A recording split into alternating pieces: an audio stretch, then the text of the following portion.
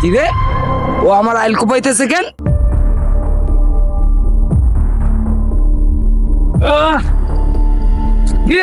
ফিরোজ ভাই, ফিরোজ ভাই, আপনি আমার আইল কোপাইতেছেন কেন?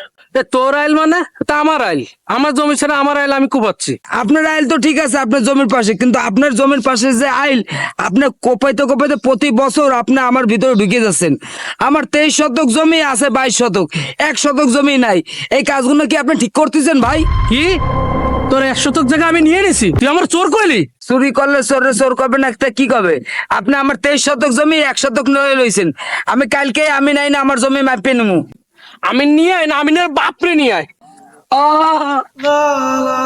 আপনি আমার মারছেন, আপনার নামে আমি বিচার দেবো। যা তোর কোন বাবা সে যায় বিচার দে, যা জমি কিভাবে আদায় করেছে আমি দেখবো না, যা। আপনি আমার মারছেন।